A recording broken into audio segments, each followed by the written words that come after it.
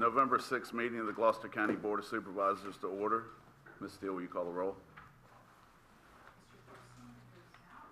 Here. Mr. Smith. Here. Mr. Hutson. Here. Mr. Chriscoe. Here. Mr. Bazzani. Here. Mr. Nicosia. Here. You have a quorum. Would you all join me in the invocation by the Reverend Dr. Katrina Brown of Bethel Baptist Church? Yeah. Good evening. There is a story told in the Bible in 1 Kings chapter 3 in which the Lord appeared to a young Solomon, King Solomon, in a dream, and God said to him that he should ask for whatever he wanted. Solomon asked the Lord for wisdom that would give him a discerning heart to govern the people and to distinguish between right and wrong in administering justice. God granted Solomon's request. And so my prayer this evening is that our leaders will always seek and act with God's wisdom. Let us pray. Lord God, we thank you this evening for another opportunity to do what is right and good in your sight, and that you would be in the midst of all that transpires. Let all be done decent and in order, and that our leaders do their part in bringing unity, peace, and healing to our county, our state, and indeed our nation. And that they would always act justly, love mercy, and walk humbly with you, Lord. It is in the precious name of Jesus that I pray these things. Amen. Amen. Now, would you all join me in welcoming fifth grade student at Botetourt Elementary School, Anthony Wilson, Jr. He'll lead us in the Pledge of Allegiance.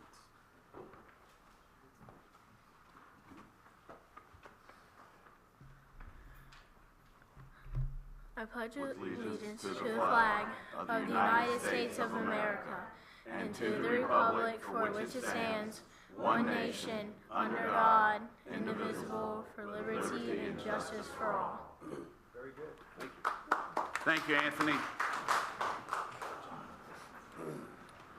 Next item on the agenda is approval of the minutes from July 16th. Second. All in favor? Aye. Next item is the adoption of the agenda. So moved. Second. All in favor? Aye. Next item is approval of the consent agenda. So moved. Second. All in favor? Aye. Next item is matters presented by the board. I would like. Mr. Bazzani. So I got a call from a constituent, and maybe Mr. Wilmot, you can help me with this. They were concerned about title lock, and if someone came into the clerk of court's office with a piece of paper that said that the transfer of title has occurred and they need to sign off on it. I'm kind of wondering, I don't know if you know the answer to this, and I might have to follow up with the clerk of courts. Is there some kind of mechanism to contact the owner of the property and say, hey, you've got something going on here where they want to transfer title to your home to someone else? Is there a mechanism for notifying constituents of that kind of situation? Are you aware of anything like that? No, Mr. Bazzani, I'm not, but I'll find out. Okay. So the constituent was concerned that their property may have been conveyed to someone else, and they wanted to be notified. The concept, not that this happened, just the concept of it. Although I will do this for you, I don't know if it's necessary to loath review to it. deal in hypotheticals. I know, and I really despise well then, hypotheticals. I don't want to create work, but I'm just wondering. No, I might this have to do is the something investigation myself. I will enjoy doing. I doubt there is a mechanism. I think that the circuit court clerk is compelled to record recordable documents, and it's beyond her ken to discern whether they're effective in transferring title, nor do I think she has the obligation to notify the prospective, or the former owner, or the owner. But I will find out. Okay. Just thank you. Next item is county administrator items. So speaking about Kathy Dale, our clerk of the court, I wanted to share with you that she helped, as well as Bill Lawrence, in providing maps for this book, which is called Plain Paths and Dividing Lines, and it's very nice that they are acknowledged in here. I haven't had a chance to read through it, but it looks like it has some good information on, for those history lovers, it was something I was reading about sailors and rumors in the bay. That chapter right there sounds like that's enough to read the book for, but we really appreciate what she did, and I know the author does too. And Mr. Lawrence too, who's very much helped with getting the maps out and to the public. I wanted to remind our public about the upcoming events. We're getting to that busy time of year, so if I'm not sure if there is still room to register for the Christmas and Holiday Parade, but if somebody's interested and they have not done so, I would get hold of Parks, Rec, and Tourism tomorrow. We also have a new event that's going to be happening this year that's the Festival of Trees that will be on Main Street. And we have our November 30th, not only for Main Street, but throughout the county, our Small Business Saturday, as people are purchasing gifts and things. And then with the parade being on the first Saturday in December, which I should know the date for, and I did not look. December 7th. Thank you, December 7th. There's also the tree lighting ceremony that goes on after that too. So just want to make sure everybody puts things down on their calendars so they don't miss these great events.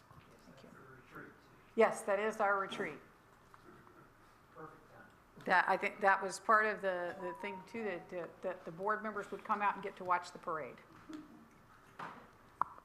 Dr. Ward. Yeah, Ms. Steele, just to follow up on the conversation you and I have had regarding the towers, and maybe you can, is there any update? These are the Verizon towers that, yeah, that were supposedly owned by Verizon. They're now being owned by a separate company. Do you think that's going to help us with regard to the issues we have with broadband and our utilities unit? Very, very doubtful because of the rent that is charged. It's and the engineering fees. The quote I have, if I had my phone with me, I would read it to you. But what we were told is that Verizon is selling some of their towers, and they'll rent back. But knowing that we receive more than $2,000 a month from the people that you all have authorized to rent. So if a broadband company wants to rent from a tower like that, they're going to be paying thousands of dollars per month, and you imagine at $50 a fee, you got to have a lot of people registered in addition to the engineering. So the back and forth that we've had with that Verizon tower up in the north end of the county is still still an issue, right? That we're hoping to use for broadband. Right, and so there, at this point, there's, I don't think there's any effort to go to those towers, but instead to use our towers that are, the county's already provided access. Okay, thank you. Anyone else? Next item are scheduled presentations. It's a presentation of Virginia Association of Counties, VACO, for the 2024 Achievement Award. Mr. James Hertzler of VACO Government Relations Associate, and Quentin Shepard, Director of Community Engagement. And if I can, Mr. Chair, mention that he is also from Gloucester and a graduate of Gloucester High and has his family here with him, which I think is great. So welcome back. Yeah, Mr. Chair, members of the board, it is absolutely fantastic to be here. I'm James Hutson, VACO Government Relations Associate. And before I go into the speech, I did want to say I really appreciate the work you guys do. You are absolutely fantastic public servants. Thank you for, providing for Gloucester. I lived my whole life here. Just love this county so much, and I really appreciate what you guys do. And shout out to Mr. Ashley Chriscoe on the board. He's a big member in VACO. He's the vice chair of the Agriculture and Rural Affairs Committee, which I staff at VACO, and it's an absolute pleasure to always get to work with you, sir. Appreciate your service to Gloucester, and thank you for being involved with all counties, not just Gloucester. It's a pleasure working with you, James. Of course. So it's my distinct privilege to present the VACO Achievement Awards. For those who may not be familiar with the Virginia Association of Counties, we have existed since 1934 to serve and support your efforts as county officials. We support counties in many ways. First is through our advocacy at the state level, and we also advocate at the federal level for county priorities. And we also serve counties through our educational programs, member services, and communication efforts. In 2003, we established our Achievement Award program to recognize counties that have adopted innovative approaches to providing public service and identifying programs that could serve as models for other counties to emulate.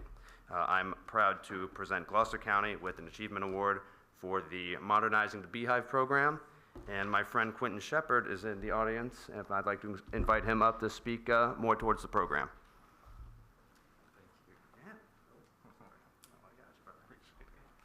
Good evening, board members, Mr. Wilmot, Ms. Steele. I just want to thank you for coming out this evening.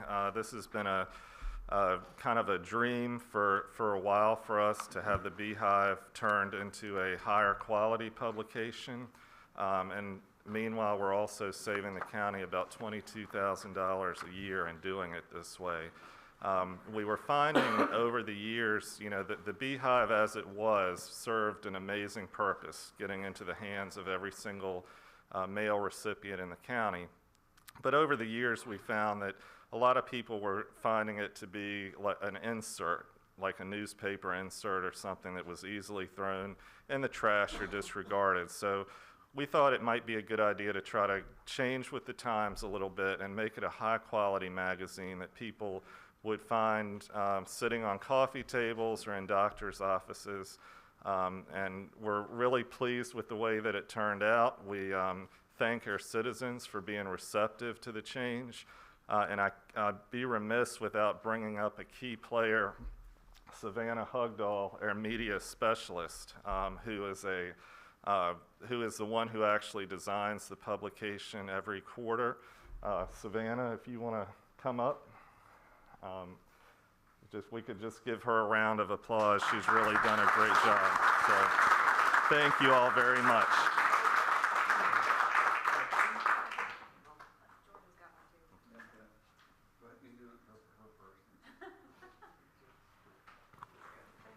If I can, Mr. Chair, while they're taking pictures. Mom can come up too.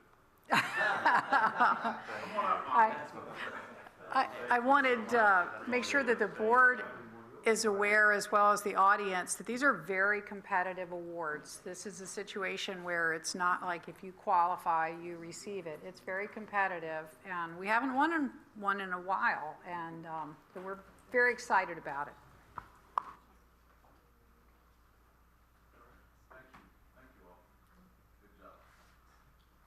Next item is scheduled presentation for the Open Broadband update.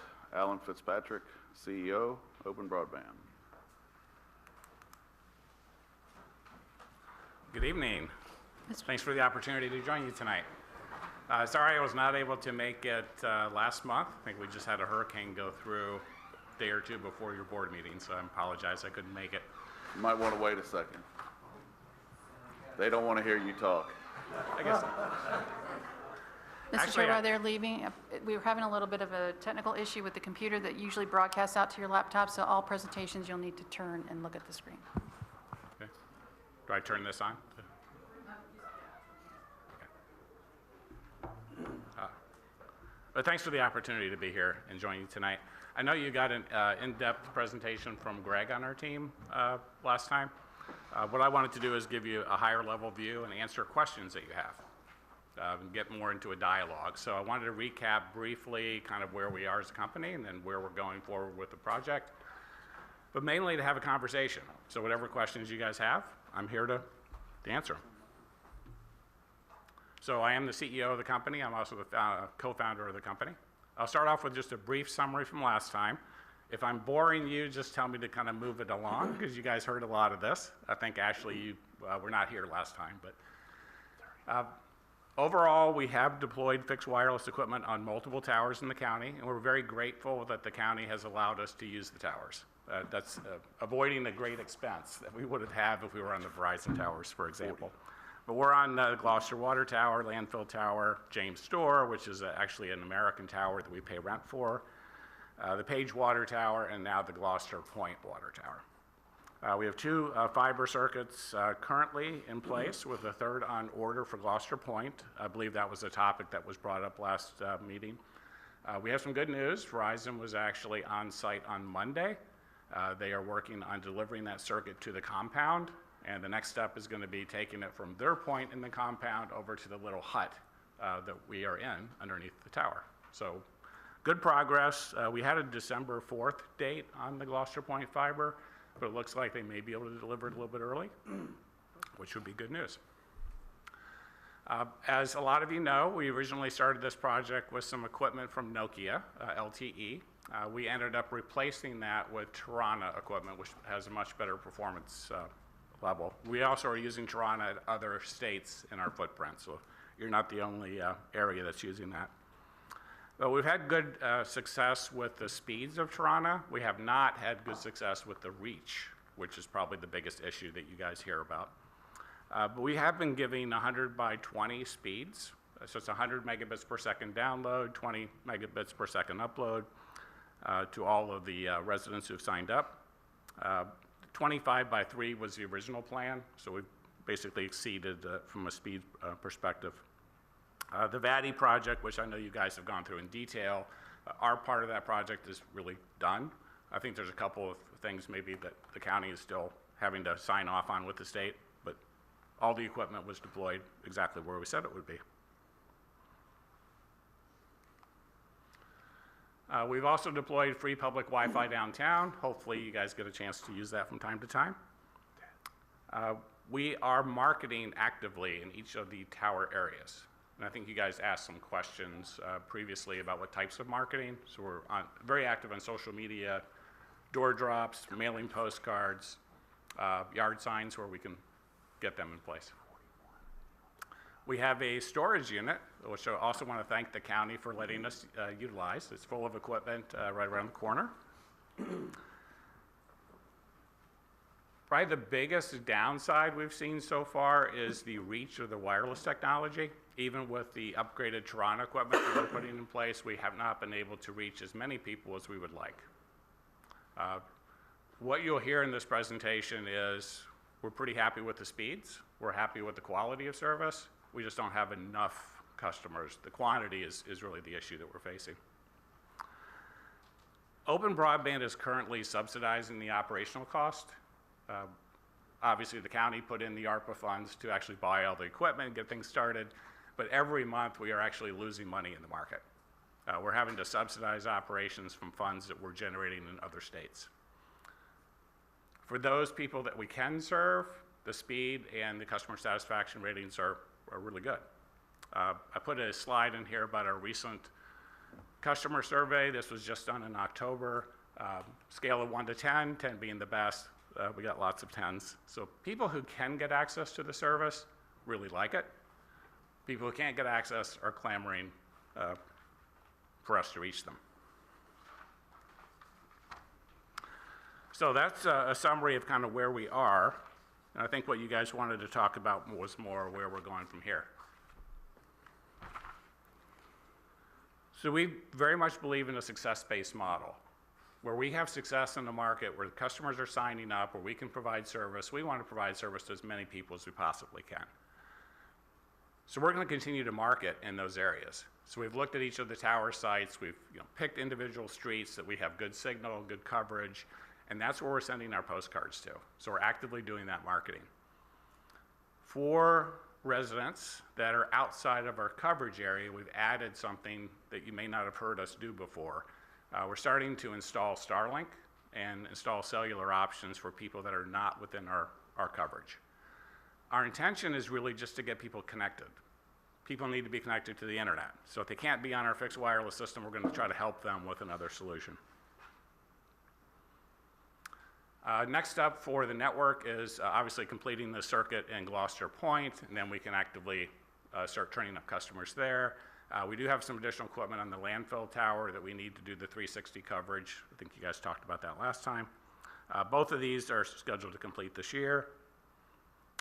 We are going to use customer demand to continue to decide where we go next, where additional equipment goes, where additional towers would go. We need to see that customers want the service. They'll sign up when we offer it to them, and we can provide the coverage. So it's going to be very much of a customer demand equation. We are looking at 5 new sites, potential sites, where towers could be deployed. I don't have them identified for you yet because they're still in conversations. We're seeing, what would the cost be? What would the coverage be? Is it worth it to the county? Is it worth it to us? But that is actively being discussed.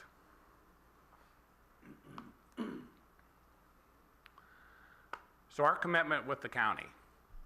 We are going to continue to focus on high-speed internet and affordable broadband to as many people as we possibly can. All serviceable residents that can access the service, we want to give them service. We're going to continue to update the county on a regular basis. Right now, we're doing it monthly. All new connections, updates on the towers, any additional updates for the project, we're covering those every month. The original smaller towers for this project do remain on hold. We have been asked to keep them on hold until service demand and the delivery really justifies the expense. It kind of gets back to that success-based approach. Are we going to get customers if you put up those towers? Is it worth going through that effort? Would you rather get money back on the towers? What would you like to do with them? We realize that this is not purely an open broadband decision. It's also a decision with the county. What do you want to do with those towers that were part of the original project? But right now, those smaller new towers are still on hold. The equipment that was purchased with the funds is sitting over in the inventory. We gave a fresh copy of the inventory to the county so you guys know exactly the quantity and types of equipment that your funds went to. We also inventoried the equipment that's live, both at customer houses and at the towers, so you have that inventory as well.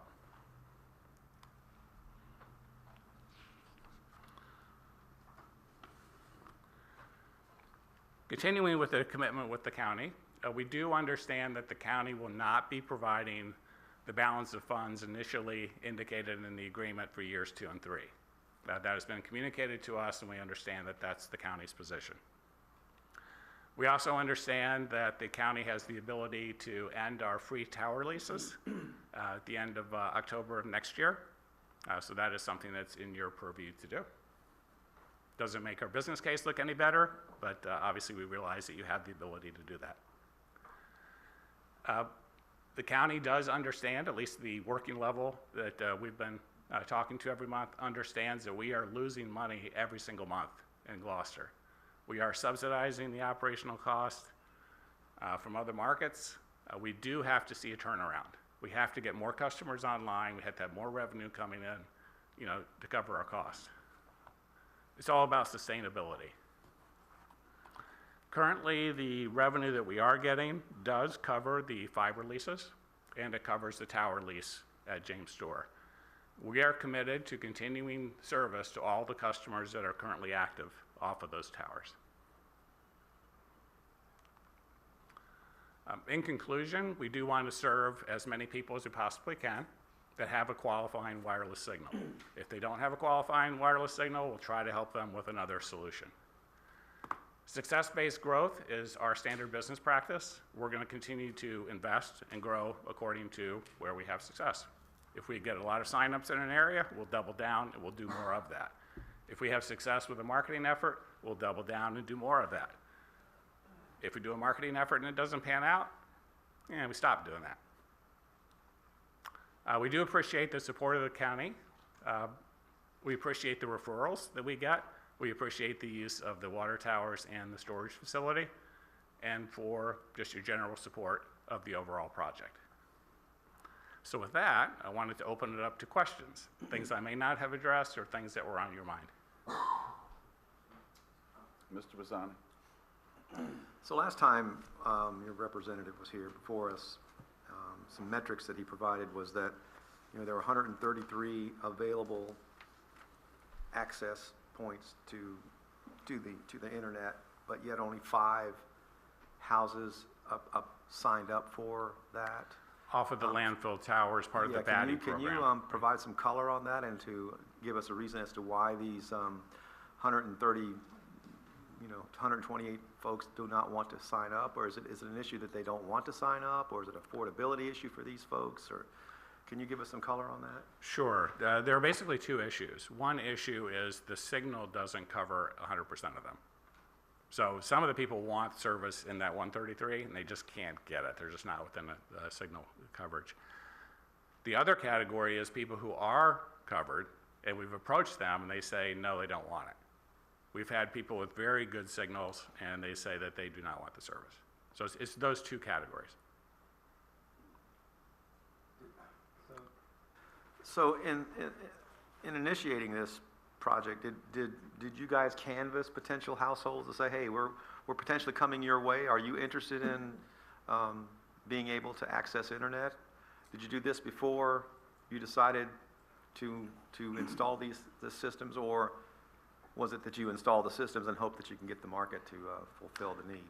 It was a VADI program, so the state defined a particular area of need, and there was a RFP put out to see who would be interested in trying to help, and we responded to the RFP. So did we do a great deal of market research? No. Okay, well, thank you. Ms. Steele? The county did a survey before we ever put the RFP out, and at the time, we surveyed all the 2,500 homes approximately that did not have service. And we got a pretty good response rate, and we felt like we were gonna get 60%, maybe as high as 80% of people connecting, because everybody was begging for it. We asked what were they willing to pay and all kinds of things. Out of that 2,500, I think there's still people that are in different circumstances in the county that are still that determined, and they're just now getting to where they may be servicing them. The 133 is, you know, one pie wedge in the county. So we may see greater response later on. It is interesting when we have done surveys that a lot of people will give you a positive until they have to put money down. You guys may have seen that in your own businesses, right? Everybody says, yeah, I'll take that. And then when it comes time for them to write a check, they don't. So you may have gotten some overly inflated, you know, answers on the survey. Dr. Orth? So how many customers do you actually have that they're active paying you a monthly fee? In Gloucester County? Right. Mm-hmm. I think we have just under 20. How many? Just under 20, sorry. Yeah, so obviously 20 customers is not going to make a go of this. That's why we're losing money every month. Mr. Bazzani? So, I mean, it's concerning to me, you know, if I was running a business and I'm losing money every month, you've got a decision to make pretty soon, because I don't think you can sustain that kind of loss. It's not sustainable. You're exactly right. Okay. And so I'm afraid that, you know, I don't want to find that Gloucester County will be holding the bag on something that we'll have to subsidize at a later point. So I don't know what the contractual relationships were with respect to this, but I do not want to see the county holding the bag on getting broadband service if you guys decide to pull the plug, fold your tent, and leave. So, If I could just go back to one of the previous points, we're committed to making sure that everybody we currently serve will continue to get service. If you guys pulled the plug today and said open broadband, just go away, other than keep the service in place that you have today, we are committed to keeping that. We are making enough money to pay off the circuits and the tower lease today for those customers, so we will continue to do that. How many customers do you actually need to break even? So you're at 20. How many do you have to basically make it? And Terrific question. It does depend on what our costs are, obviously. So one of the things that really helps is the county sort of donating the tower space for us. That is a tremendous benefit. If we had to pay for all the towers, it would be horrible. Generally, 100 to 125 customers per tower is a good number for us. So we're significantly below that. how many towers do you have? We have 5. So you're well, I mean, you're really, Right. Yeah, you need 500 plus customers. We do. And we have the capacity. The equipment that's been purchased has the capacity to serve that many customers. It's just we need them to sign up, and they need to have a good signal. Turn up. We're very excited about Gloucester Point Circuit coming up. Page, we're still keeping our fingers crossed that we're going to get more traction on Page. We haven't had a great response rate there yet. Hopefully Gloucester Point will give us more. Mr. Bazzani? so you said you had the original equipment stored somewhere.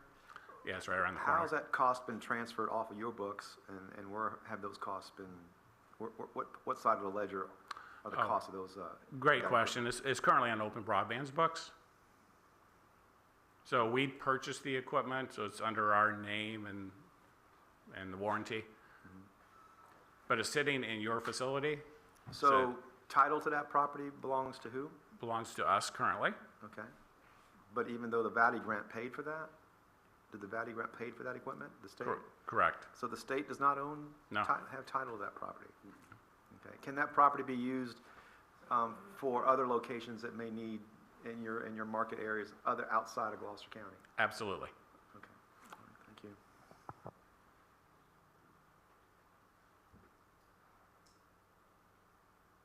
Guess that's some great questions. Well, I've got a question. You mentioned the date of Halloween next year, when the county could. Right. So if the county were to start charging you for the towers, do you see that as the last day? Or if not, when do you see as the last day, since you're losing money? Right. We obviously can't keep losing money forever. And some of you are business people of your own, so you understand. We are currently going through the financials of what this is going to look like next year. I anticipate we'll have a good model by the end of this year that says this is what 2025 looks like. And we're going to come to you and say, we're getting traction off of Gloucester Point now, we're getting traction from our marketing, things are looking good, we're going to continue, or we're going to come back to you and go, you know, this doesn't look good for next year. We suggest we do something different with this project. But I think in the next 6 weeks or so, we'll have a recommendation and answer for you guys. Dr. Orth? So regarding the numbers that you need, how many customers are you getting per month towards that total? Very few. Less than 5, very few, right? Yeah, it's not on a good trend at all, yeah. Ms. Steele? The contract that we agreed to has, with the no longer providing free use, it's a scaled cost sharing or not, we get a benefit by the number of customers that they have. So that's spelled out in the current contract. So it's not like $2,000 a month starts getting charged. It's how many customers do they have, and they pay Gloucester County for that portion. But clearly, the answer is we have to have more customers. You've got to have more revenue to make this project sustainable. Or you guys are not going to be happy, and we're not going to be happy. So we need more customers. So to our end, we're pushing the additional equipment, we're pushing additional marketing. We need people to sign up. We need to get them on the books. Mr. Bazzani? So in this augmented beehive, Ms. Steele, can we put something in this to convince customers, hey, we've got this available to you, can we sign up? It looks pretty nice, all nice and shiny and everything, but can it do what it needs to do to get to these customers who potentially probably they don't even know that this service may be available to them? Can we do something into this? What we've been doing this far. Full page ad or something like that? We can definitely do more marketing, and we have a broadband hub on our website, but one of the things that we didn't want to do is get people excited who were not in a serviceable area. So I think once they have a little bit more information on their signal, then I think a coordinated effort that says, if you live in this area, or this area, and you're interested. I would also let y'all know that we've had 4 responses thus far from the letters that we sent up to the homes where people had no trespassing signs and you couldn't go on there, or they had knocked on the doors and never got anyone to respond because people are at work. I mean, that's part of the problem. So we sent them a letter, and we've had 4 very enthusiastic people call us. So I think you're right, once they do know, but we just want to make sure that we're directing it to where service is available. I'd also mention the Gloucester Point Tower. Obviously, there's a lot of coverage in that area. And one of the advantages, this is on their additional way to make the business profitable, is to reach people who already have service who may want to go a different route. So I think what we're going to see at Gloucester Point is you have certain homes that are the long driveway that don't have access, but you got a lot of other people who do have access, and I don't want to sound negative, but I am going to be putting in your board packet that we just got notice of another sizable increase in the monthly fee for Cox.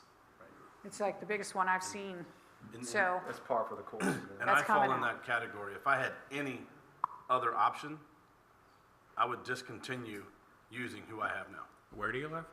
I'm hoping find out where I'm you hoping the Page Tower will reach me, but we'll see. Okay. And we are very grateful for the support of the county. I'm trying to be very honest with you of where things stand. We're not going to lie, and BS you guys. Things are not going as well as they need to be. We need to turn this around. We need to get more traction. The county is being very helpful. They hold our feet to the fire. Eric and Carol and George give us a hard time from time to time, as they should. But very supportive at the same time. We always feel like you're a partner. You're trying to help us be successful in the marketplace. We have zero complaints and only a note of thanks for everything you guys are doing for us. Mr. Nicosia. Just a question, because when this whole process started, there was another gentleman in this seat, so there are some things that I do not know. So I'm going to ask the question that most everybody here probably already knows, but if I'm in that area and you want me as a customer, what is it going to cost me? So our service plans start at $64.99. Great question. Thank you. What a lead in. $64.99 a month, which I believe is going to be less than the current Cox subscription that you guys are probably on. There's a one-time $150 installation fee. That kind of goes toward the equipment, but it's really only partially subsidizing because that piece of equipment that goes on your house costs $800. So that $150 kind of helps offset the sting a little bit. But $64.99, it's unlimited usage. Yeah, it's good service. The people who have it, I showed you the survey results earlier, they're very happy with it. So it starts at that, what does it go to? I think our higher plan is $84.99. Correct. It's $35 less a month than what I currently pay. Amen. So, Mr. Chair? hold on one second. Oh, I'm sorry. Can I ask a second Oh, yeah. part of that? All right, so my second question is, and you probably already have the answer to it. So I sign up for your service. If I have an issue, you have, I'm assured that you have a customer service line that I can call that can answer any question that I have, that you'll be able to, your company would be able to assist us if we were to run into an issue? Absolutely. Not only over the phone, but Greg behind me will show up at your house and he'll personally fix it for you. You're still here. Okay. Make sure you're here. So as one of the things in the survey results we got, and I don't know if you really spent time to go through the comments or not, Greg actually got singled out in some of these. Both customer service and service quality have been outstanding. The service is great. Very pleased with the service and follow-up. Greg Reed did an excellent job installing the cables, answering all his questions. Customer service is great. It's kind of a common theme. Yeah. At the end of the day, any ISP is a service company. I mean, that's what the S stands for, an ISP, Internet Service Company. So we have to focus on the service aspect. We look forward to having you as a customer. Yeah, Mr. Chriscoe brought up a good point. You know, the people that have Cox, you know, I can tell you a lot of people complain about the cost. And if they would have some understanding of your rates and service that would be applicable, you might be able to bleed some of those people off Cox. No, I would agree, and if you use their wireless modem that Cox provides you, they don't provide that to you for free. It's $12 to $20 a month that you pay. So they get their fair share and then some. And like I said, if there's any other option that provides me with the level of service that I have currently, I would switch immediately. Yes, Mr. Chair, just a quick question. Mr. Smith. Yes, when you're advertising the fact that we have the broadband, are you advertising the price as well? So the price, so they're hearing the price of it as well? It's on the postcards, we're doing a On lot of the cards? Facebook advertising. Okay, good, It's on the website. good, thank Yeah, you. we're very straight up. There's something called a broadband label that's now required of ISPs, where you have to be upfront and not disguise your rates. Some of the big companies were disguising these extra fees, like for your router. We've never tried to disguise any of that. We have a sheet right on our website where you sign up that says this is all you pay. And we don't charge for that router. It's just part of this. The two numbers I gave you earlier, the 64 and the 84, that's all in. That's everything. Dr. I hate to, these other questions keep on popping up. So the service areas outside of Gloucester, these are in other states, and you obviously are doing quite well because you're subsidizing our costs from those service areas. So what made those areas so different than what is going on in Gloucester? Fewer trees, less obstructions. More vertical assets. They have some areas that, in other areas, because I've talked to one of your customers, and he said, we're not hilly enough. A lot of the places they're operating, they put a short tower on a tall hill, and it reaches a lot more homes than you would if you're in the flat area like you are in Gloucester. You put a tower up that barely gets above a tree, that you're trying to shoot through all these trees. It's just how we're laid out. We're in some areas in eastern North Carolina that a large part is farmland, and we can serve just about everybody with really fast speeds. And that probably makes you unhappy that we can do that, but it works well in certain terrains and doesn't work as well elsewhere. It's not anything we're doing differently. It's not anything wrong that you guys were doing. It was the terrain and how the wireless signal propagates, unfortunately. And the vertical assets, as Greg said. In some locations, we have towers that are sort of better situated, and we're not having to shoot through as many trees. We got a big hill at the landfill. We do. Yeah. And we're on that tower. I mean, once it gets finished, you can put it back. Put a tower on the top of it. So we are looking at solutions, and I'm trying to be honest with you, but I don't mean to be gloom and doom either.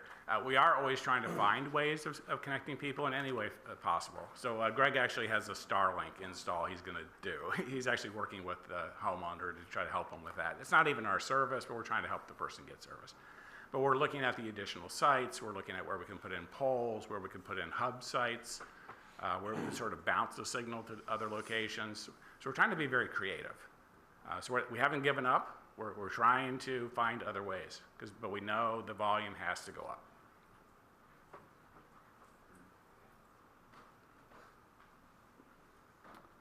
All right, thank you. Okay. Thank you. Thank you very much, and happy to take any follow-up questions later. Just shoot them to me and email us. All right, thank you. Do you want me to hang around for the ARPA budget thing later, or no? Okay. No, we're giving that money away if it approves. Okay. Well, thank you very much for the opportunity to speak to you tonight. Thank you. Next item on the agenda is citizen comment period. Please come forward, state your name, magisterial district, Mr. Mowry, and you've got 3 minutes.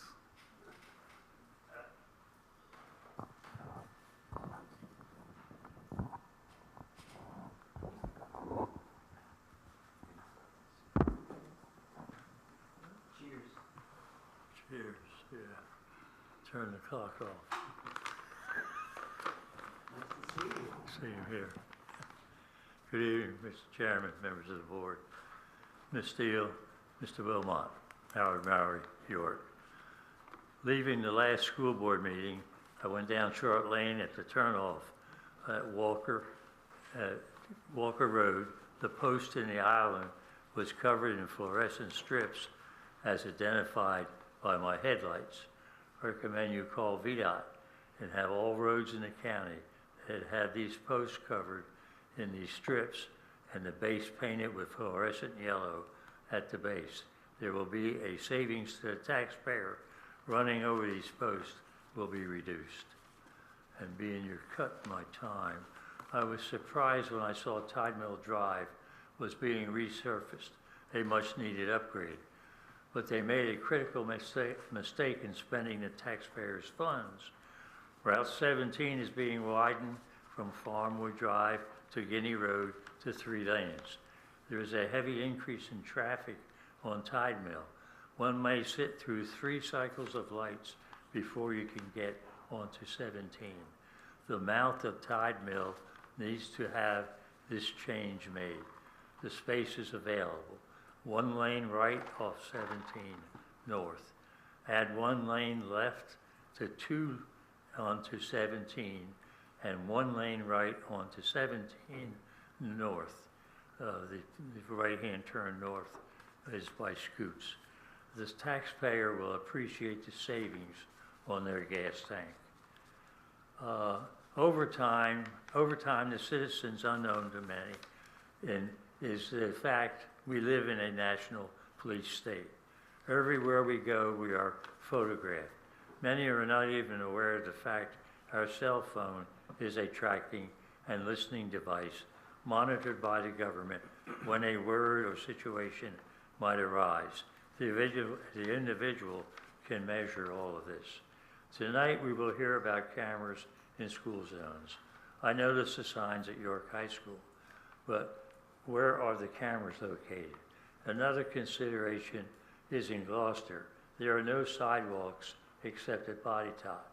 This leaves the students riding on buses, picked up by parents, or students driving independently. But not the least, what is the cost as a budget item and to whose budget? On the lighter side, the posted signs blinking is 35 mph or less. You are allowing 10 mph over, thus 45. If 46 is recorded, do we get a ticket? Last, as a second or third class citizen, I just completed a trip to the Pacific Ocean and back driving with hand control, handicapped equipment, and cruise control where appropriate. People with disabilities are poorly helped by business. Riding the ADA, American Disabilities Act, many comply, but many are using the term, I am grandfathered. This is 2024. Grandfather needs to be buried. Shame, upgrading is tax deductible, but many do not. I had an experience where only steps are available for entrance. Help was generously provided so I could do business. But leaving, I heard we were grandfathered, and if we build a ramp, we will name it Howard. The county has a... They'll name it Howard. The county has a compliance officer. I would recommend he start at the top of the county and inspect every business to confirm they are handicapped accessible for a wheelchair door entrance. The same applies to restrooms and facilities. After the county review is complete, provide the citizens the outcome by number. The average wheelchair is 2 feet wide and 4 feet long, battery operated. Hand operated, various widths. The most reasonable is a door at 36 inches wide. Unless you are in our daily position, you may never understand the many shortfalls we encounter daily. I would recommend the county administrator hold a meeting with people with disabilities so the government can better understand our position. Remember, you are in control and write the laws. Your attention would be most appreciated, and I am also available for assistance.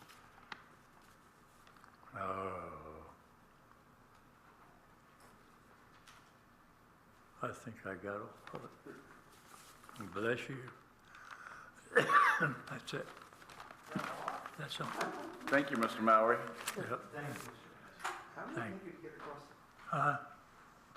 Nothing. She has a question. I'll talk to you.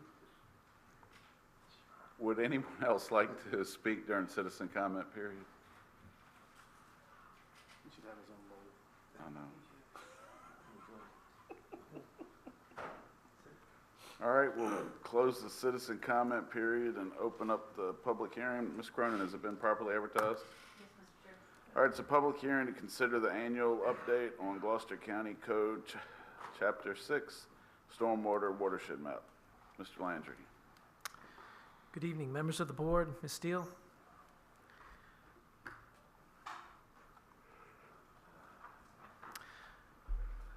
Okay, so here we are again This is probably our fifth iteration of an annual watershed map update. We started in 2019. Here we are in 2024.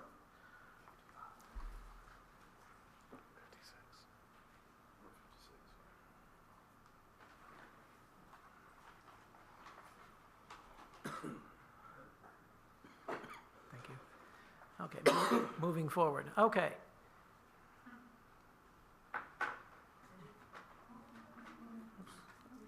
Okay, there we go. So brief history. So the board adopted revisions to Chapter 6, Stormwater, in September 2019. This requires a three-tiered approach to water quality, water control standards, based on the imperviousness of a given hydrologic unit code, otherwise known as HUC codes. The three-tiered approach basically works for projects under an acre, and it's sort of a low, medium, and standard approach. So there's not a low, medium, and high level. It's just a low, medium, and the standard tier for any project that wants to do stormwater. That's the standard. The 1 and 2 of the 3, those standards are below that. So we have 11 HUC codes in Gloucester. The more imperviousness that exists in a HUC code, the more stringent the engineering that is required. A watershed map is required as part of the Chapter 6 revisions that we've done. These regulations require the map to be updated annually. The imperviousness is listed by percentage in each hydrologic unit code. The first watershed map, adopted in 2019, used existing VGen data.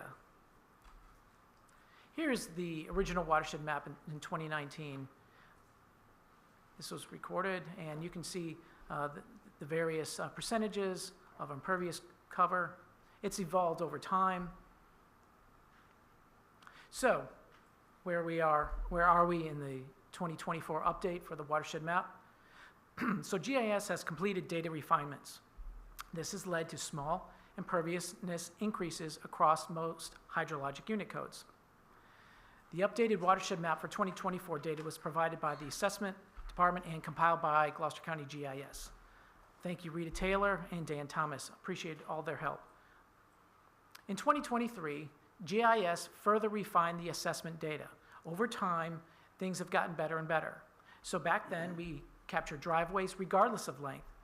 Previously, driveways less than 200 feet were not even captured. So for this update in 2024, GIS has completed the driveway data layer capture from aerial imagery. They've gotten every driveway that's possible. Are these asphalted or just all driveways regardless of their type? This is all driveways. And most of the driveways are distinguishable because they are gravel. So they primarily capture the gravel driveways and asphalt driveways. There are maybe a few dirt driveways that may not be captured, but those are not considered impervious. So what are the results of the 2024 updates? There are small increases in imperviousness in all hydrologic unit codes, except Meigs Bay, Dragon Run Swamp, and the Paropatank River. Those two hydrologic unit codes went down. Actually, that's through data refinement. So there are no tier changes and no areas in the most stringent stormwater engineering criteria. So basically, the standard level of engineering criteria, there are no areas that are in that level.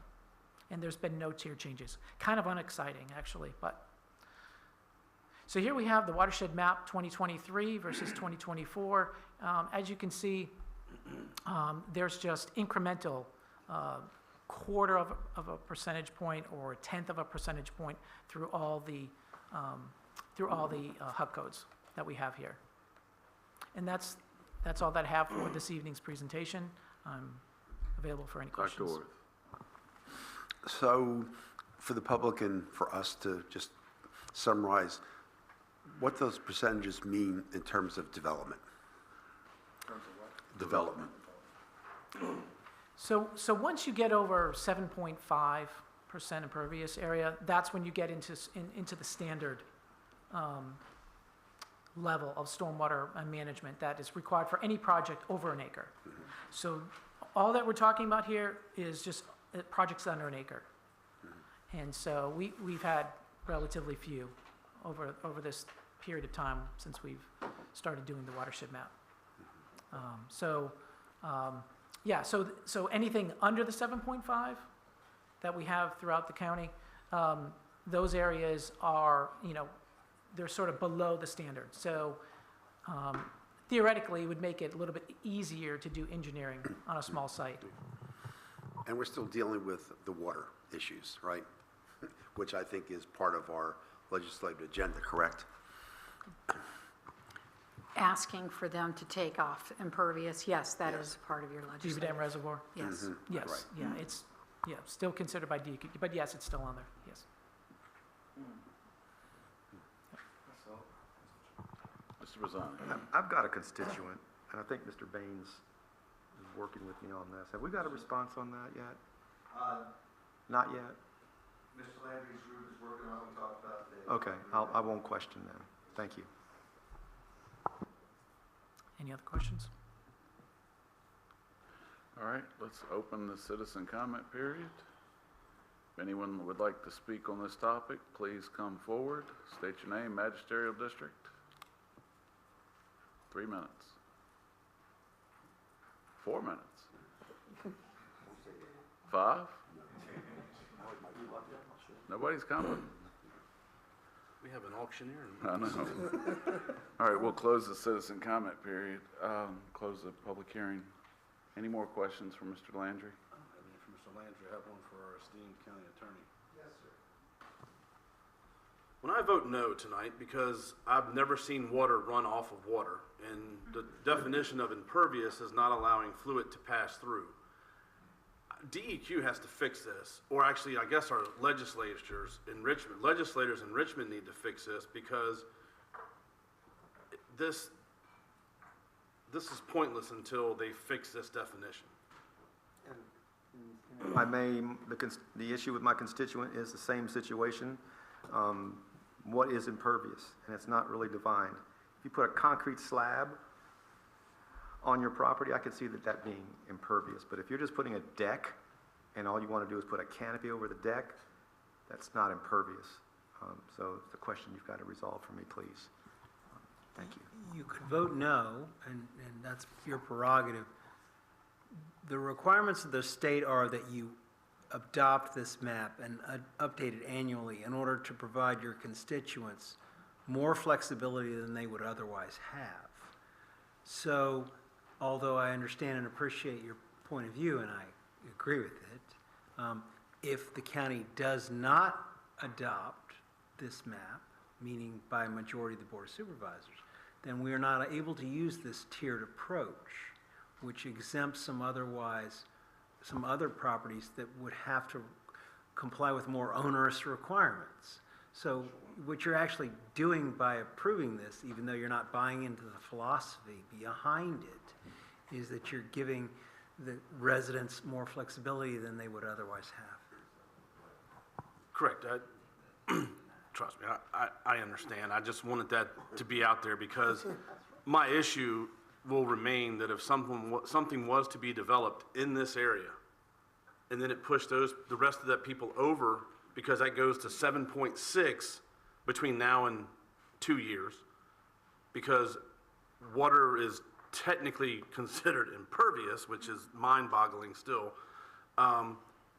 then everybody else will be held to a different standard if they try to develop anywhere else there, because our state legislature and DEQ can't put their collective heads together to figure out if they can stick their head in water or if they can stick their head in concrete. Because you can go into water, but you can't go into concrete. It's a very simple thing that they need to fix.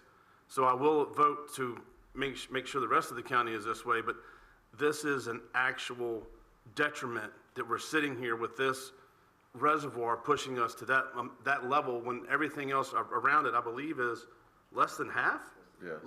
Almost half, except for the Craney Creek area, but it's just ridiculous. I concur with your message and your reasoning 100%. But to vote no and defeat this would, in my estimation, and I believe in environmental programs estimation, would arguably do a disservice to those who want more And flexibility. Mr. Chriscoe, Miss- I agree with you 100% on that, but I think Mr. Wilmot has made a strong case why we have to do this for our constituents. Mr. Bazzani.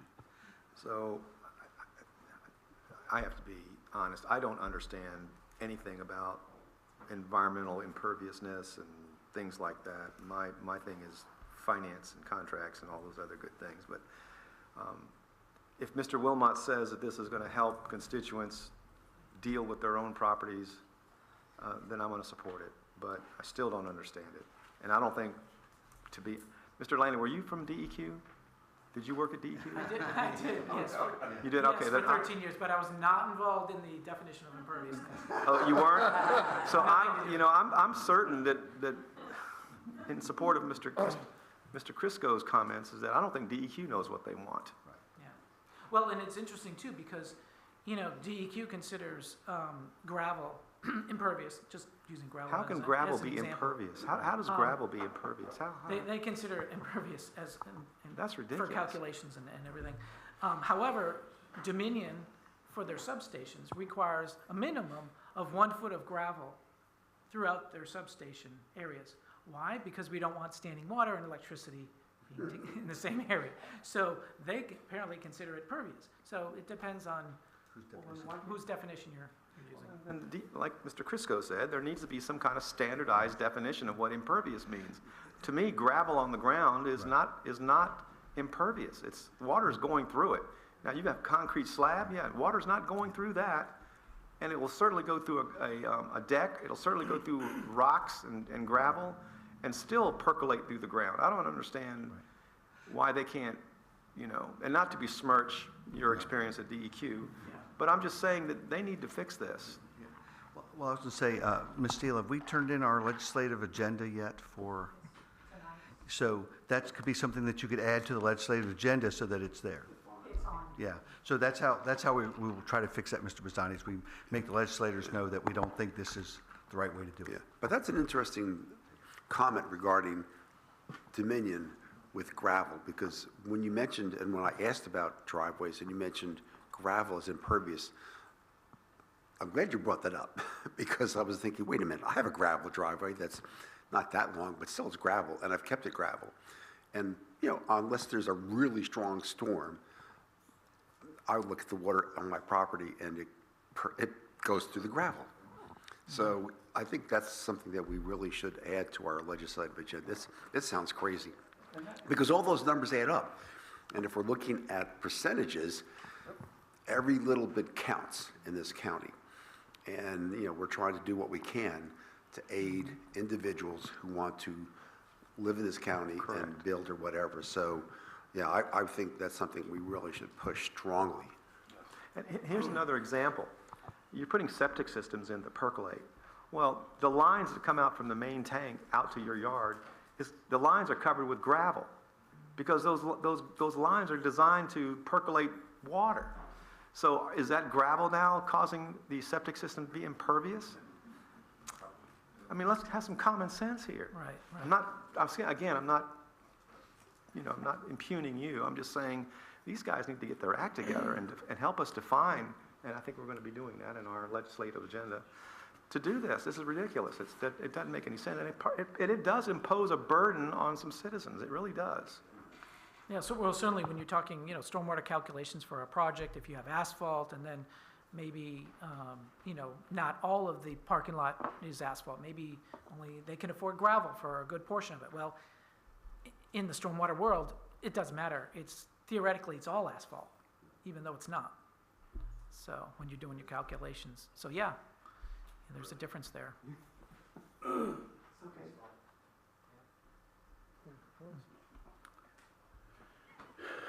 Yeah. that's what it is. All right, there's an ordinance on page 50 to amend Chapter 6 of the Gloucester. So moved. Ms. Steele, any more discussion? Good.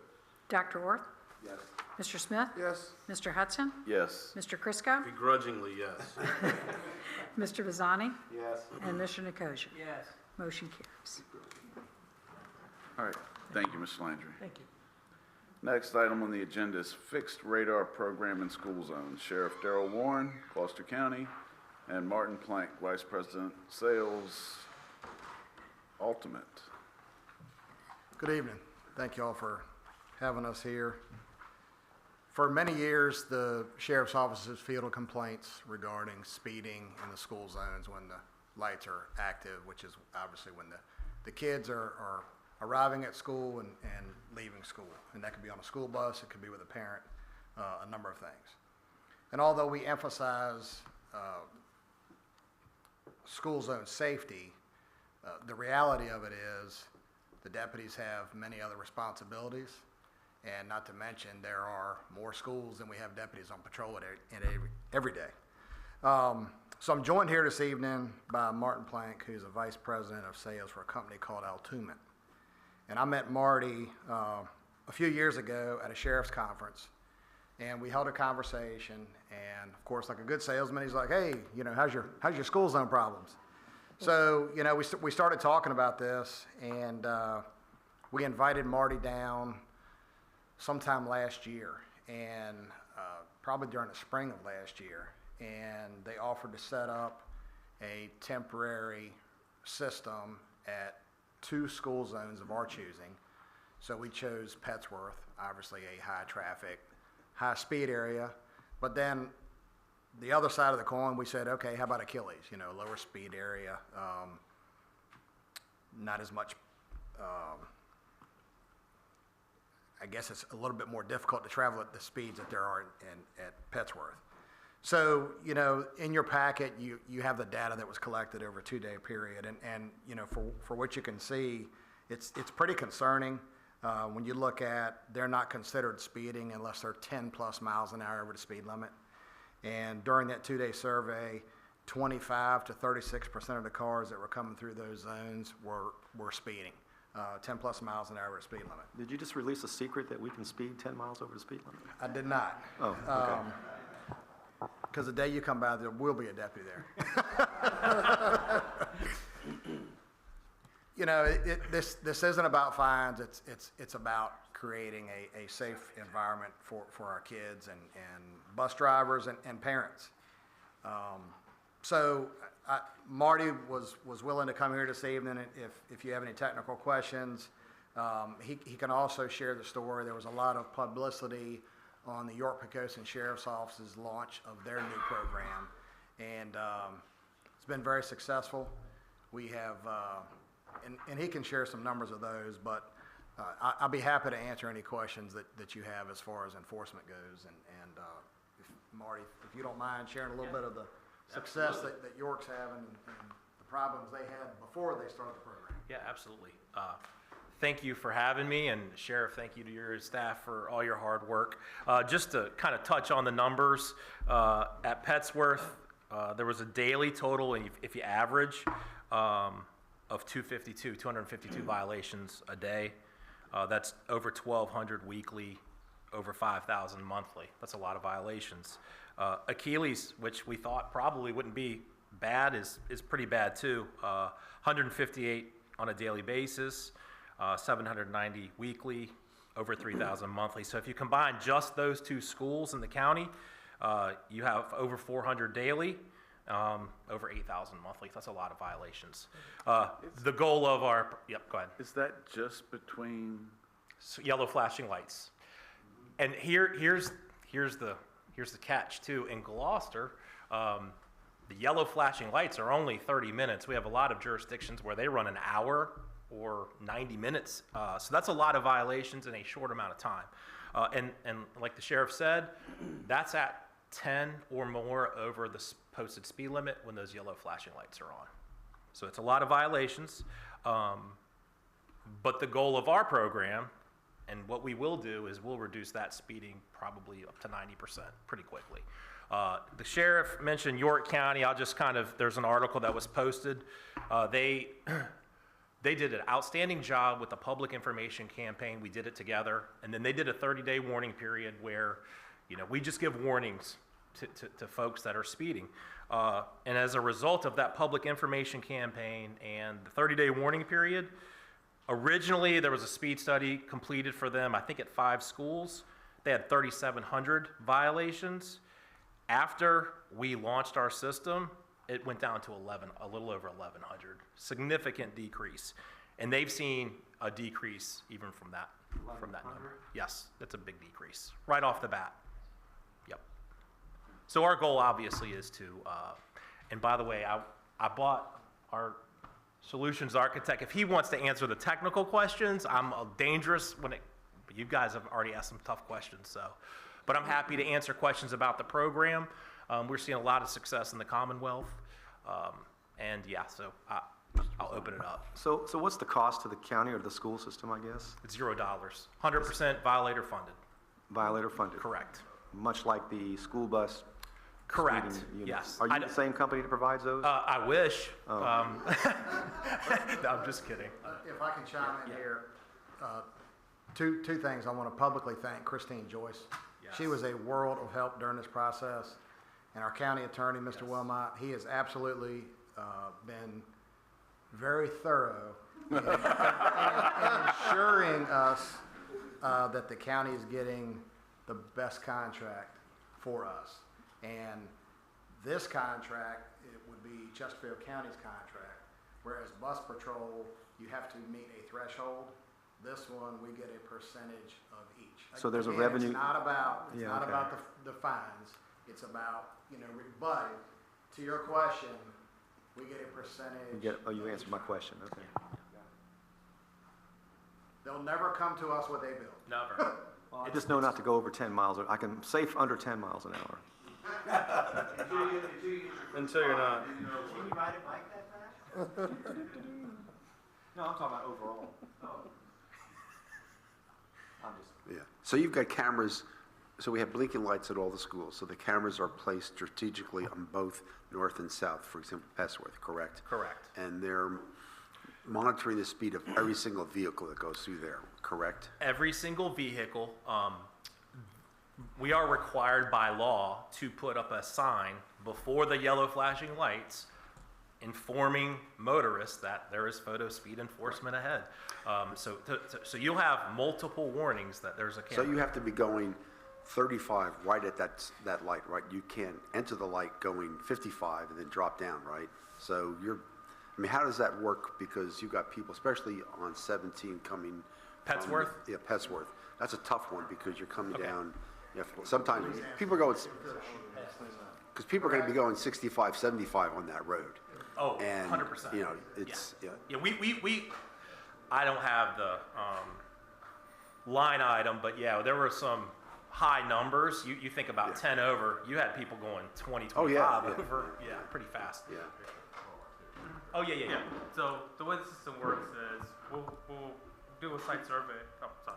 So the way the system works, each school that we decide to go to, or we work together with you to decide what school zones we want to put them in. We'll do a site survey. So we have construction managers and implementation managers. Myself would come out here and determine exactly where the best location is for the systems within those two flashing lights on either end.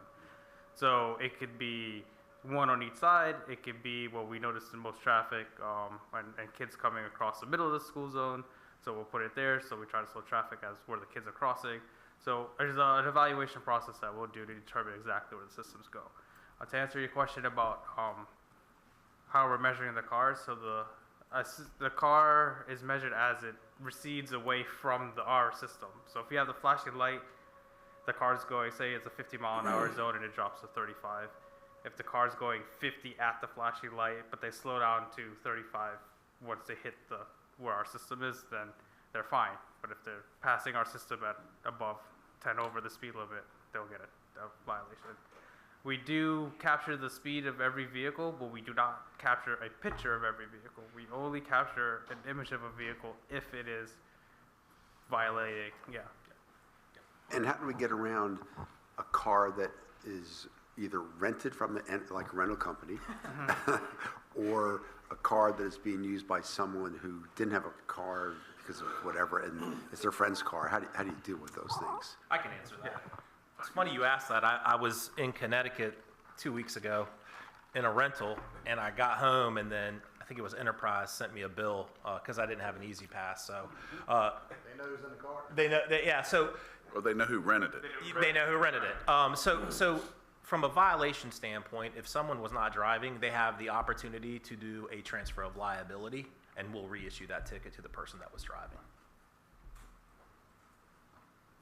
Mr. Chair, may I? A couple of Absolutely. points.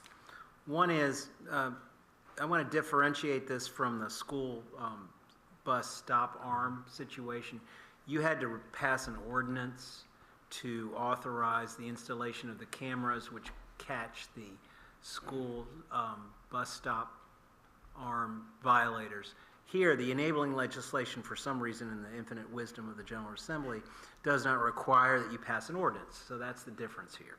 The second is, I'm not sure, but I hope, there may be a grace period where initially when the signs are put up, you send notices out, look, dude, you were traveling too fast, but we're going to give you a pass.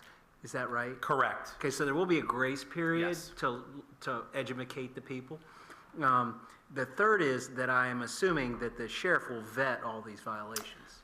I don't know if it'll be the sheriff. I hope so. But his department. But yes, so per the law, it has to be a sworn law enforcement officer, just like bus So control. before you, as a third-party contractor, send out these violations, the sheriff's office will look at those and approve them. 100%. Okay, those are the three very important points. Yes.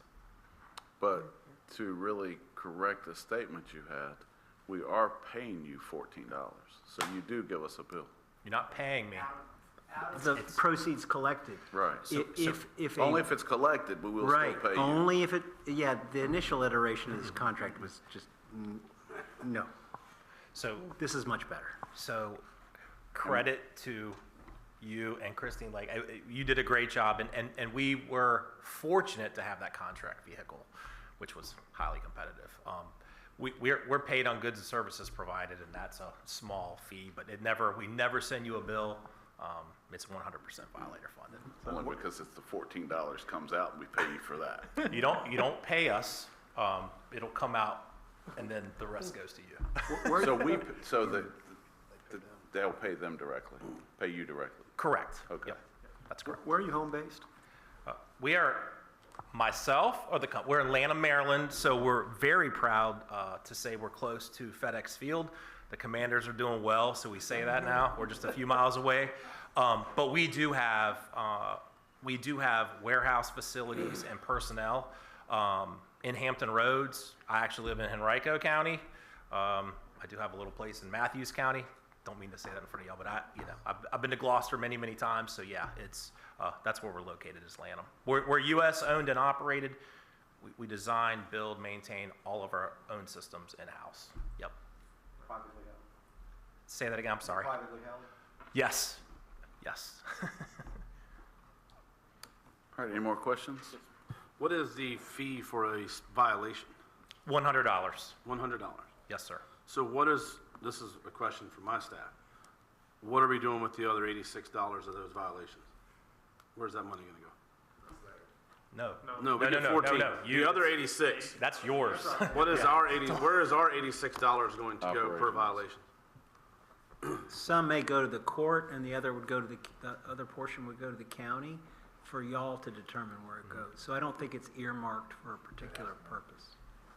I would think perhaps it would go to law enforcement. So other jurisdictions, it may be the general fund, it could be the public safety fund.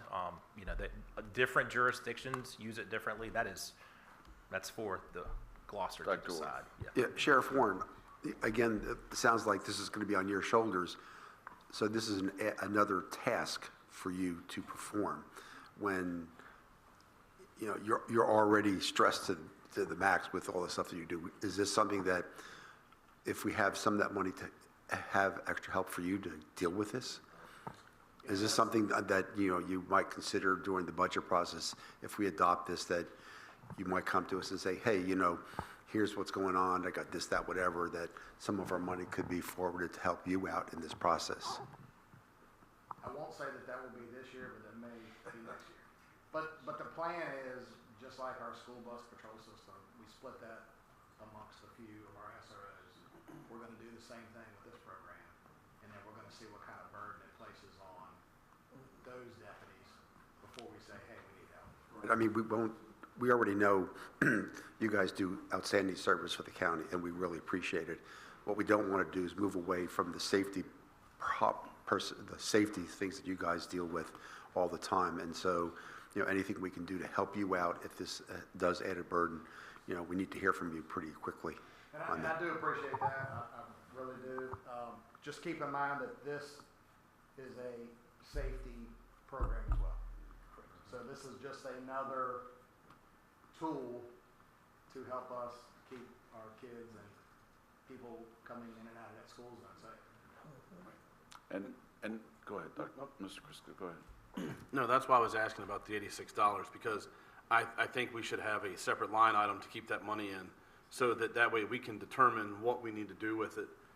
Whether it be give these SROs a stipend that have extra work to do, or, you know, facilitate the purchase of our new technologies for these police cars and everything else that we never have money for, but yet we always find a way to fund.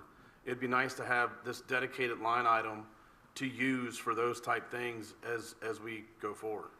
That's why I think that's at a some good point we need to have that conversation. If, once this gets going and we see the fruits of this enforcement, to have that discussion of what are we looking at doing, and have that with the sheriff and someone from the courts, if they're seeing more people showing up to fight these speeding tickets and more demand, well, we're gonna need to have that money available to offset those costs. Oh, yeah. So just for an idea of how many are contested? Yeah, so when it comes to court requests, we have less than 1% that request court. Good. Yep. It's not gonna be a big. It is not a burden. Right, but the and court, we- but you still have to review. You have to have, you put the burden on the It's a civil penalty. but I mean, they still have to review. Review and approval, so, you know, that will be, that's on your, I'm at the courts. right.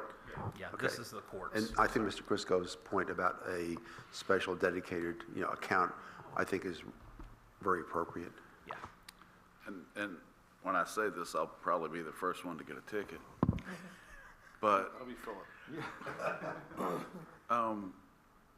if it's on, say, Petsworth, where the speed limit's 60 now, becomes 25? 35. 35. So we're given, potentially it would be 45 before a ticket is issued. Whereas if you go to Achilles or Botetourt or Abingdon, and you lower the speed limit, but you still give 10 miles an hour, you're giving them a larger percentage or increase over the speed limit. Would it make sense to lower it in more of the residential type areas at the schools? It's still 10. It's 10. It's still 10, but as a percentage, it's much higher. The law doesn't allow that. Yeah. Okay. It's 10. Yep, it's Okay. in state code. Well, I was just, Good question, yeah. And just so you know, you mentioned residential, like right now, these systems can only be in school and work zones. well, but I was saying like Abingdon Elementary is in a yes. residential. Yes, correct. Yeah. Ms. Nicosia. Sheriff, question for you. What is is there any impact legally for somebody who continues to do, like you say, you get it, you got 1%, right? You pay the ticket, you move on. But is there any impact to your driving record or your driving license if you continue to do it? No, but, you know, it's real easy to, if we see somebody who's habitual, to put a police car out there. But that'll solve that. Because this is literally a civil penalty, so the fines don't increase, there's not additional point, there's no points that goes on your driving record, and that's why most people pay it and don't challenge it. They see it as a fine that goes away.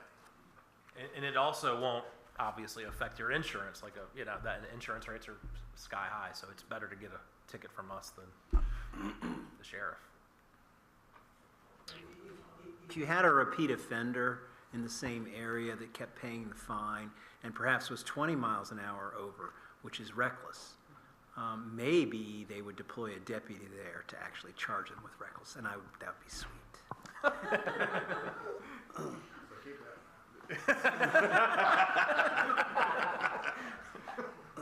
No, I would like to say, Sheriff Warren, that Little England Road, some people think that we have a Formula One track there, and I want to thank your deputies for coming out there and hiding themselves and nabbing some of these folks that are coming through there at 50, 55 miles an hour. So That's not the speed limit? I will say, aside from the many struggles that we have to keep people happy, it's a yo-yo for us, because they complain when you're in the neighborhoods because they want to see more enforcement on 17 where the more serious car crashes are.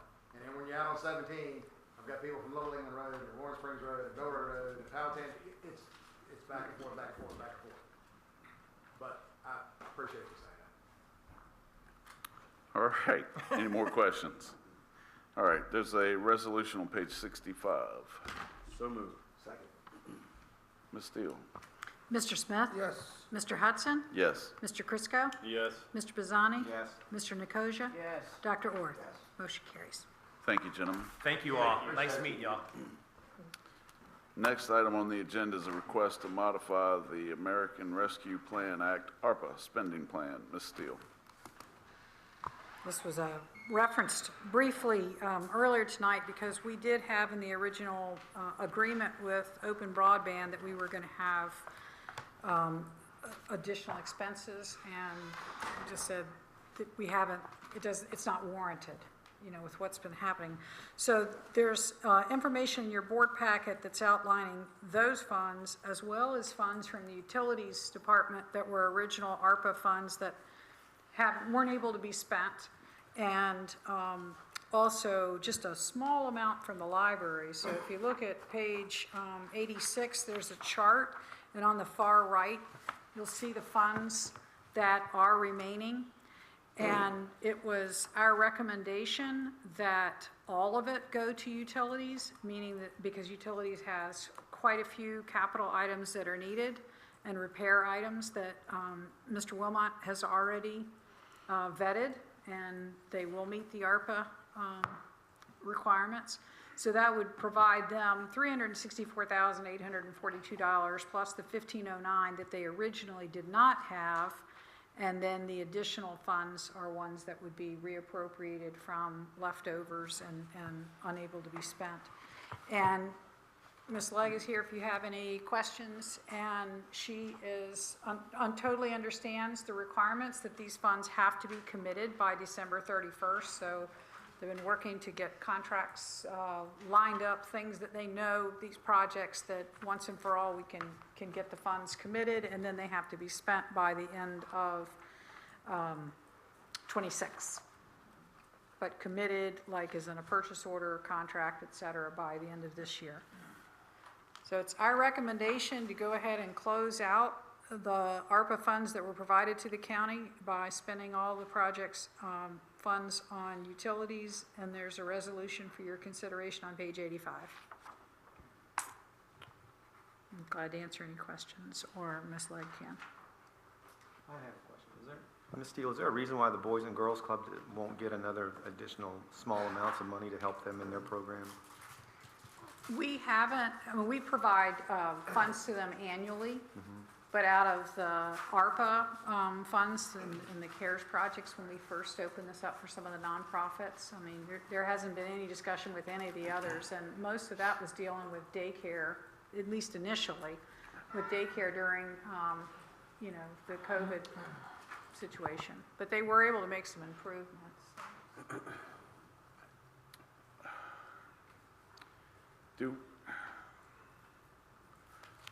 In theory, I have no issue in sending it to utilities, because that's an area of the county that really needs to be worked on.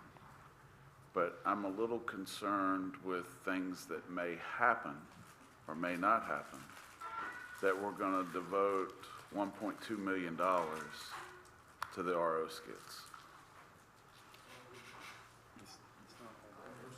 Well, that's what. I know, but I'm looking at the. So the 1.2 million is for several different projects.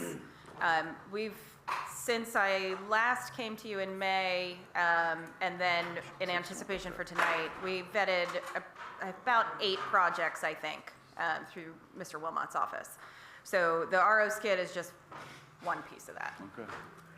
But I still want that. And you're comfortable in being able to, I don't want to spend this money back. I don't either. You're comfortable to spend all of this money on the projects that are listed here and at least get it encumbered at some There some are way? projects that are not listed in this summary that, yes, I believe. Motion to approve. All right, Ms. Steele? Mr. Hutson? Yes. Mr. Chriscoe? Yes. Mr. Bazzani? Yes. Mr. Nicosia? Yes. Dr. Orth? Mr. Smith? Yes. Motion carries. Thank you. Go shopping. Next item is Aberdeen Creek dredging update. Mr. Baines. Evening, gentlemen, ladies. Tonight we're here to just give you an update on the dredging of Aberdeen Creek.